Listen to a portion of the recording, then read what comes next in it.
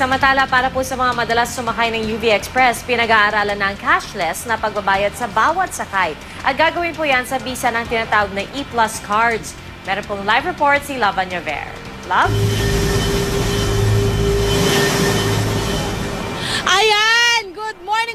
Good morning po, Neville. Thanks sa inyo mga kapuso. Nandito tayo ngayon live sa May Pasay Terminal. At syempre, hawak-hawak ko ngayon ang aking, may pangalan ko pa yan, E-Plus Tap to Pay card. Ito po ang ipatutupad ng, dito sa area ng Pasay Terminal. No? Pagsasakay po kayo ng UV Express, kailangan nyo lang pong itap sa isang card reader ang inyong card at lalabas na po doon ang inyong, ayan.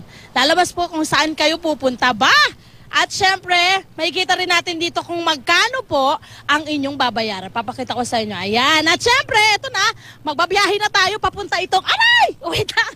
Okay, galing po tayo ng dito tayo sa Pasay Terminal, pupunta tayo ng Paliparan, Cavite. At syempre, ngayon po ay kasama ko, katabi ko na agad si Miss Heidi Ismero. Siya po ang Senior Manager ng E-Plus Tap to Pay para pag-usapan po natin itong bagong kanilang sistema na cashless po ito. Wala kayong babayaran. Magre-reload lang po kayo ng inyong card. Ma'am, paano po yung prosesong ito? Alam ko sa Agosto po ito ipatutupad.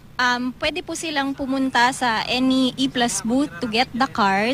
And then the card is available for loyalty cards at saka prepaid. So pag loyalty po, you get points when you watch movies, and you also get freebies and discounts in partner establishments. Okay. So bakit ho naisipan na gawing ganito yung sistema ng pagbabayad? Lalo na sa mga commuters natin, alam mo, ang hirap-hirap, lalo sa mga bariya-bariya. Ang hirap-hirap niya na. So anong naisipan natin, bakit tayo nakaisip na gawin ito? Primarily, gusto nating i-extend yung convenience. Nagsimula kasi yung card in the cinemas. So, kapag meron po kayo ng card, diretso lang kayo to the theater of choice.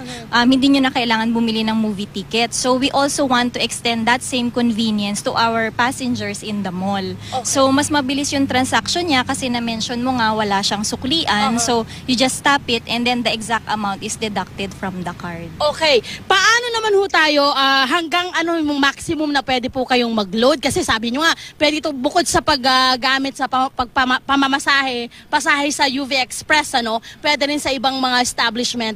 Paano po yung maximum na pag-load natin or minimum and maximum na loading? The good thing about the card is for a minimum of 100 pesos, pwede na kayo mag-reload, and then wala po siyang maximum.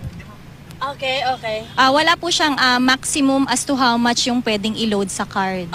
Okay. So, kung hanggang gusto nyong mag-load, pwede. Yes, pwede naman siya. Basta minimum of 100. And then what's good about the card is walang expiry yung load niya. So hindi siya nag-e-expire. Even the card, wala rin expiry? Yes. Okay. Ayan po mga kapuso, nakita nyo naman, ito po ay patutupad sa August pa. Kaya mag-abang-abang na kayo. Pwede nyo po itong, available na po ito by August pa. Ayan. Yan muna ang pinakahuling update namin mula mismo dito sa loob ng UV Express na papuntang Cavite. Balik po tayo sa studio. Maraming salamat, Love Anyaver. Live po yan mula sa umaandar na UV Express.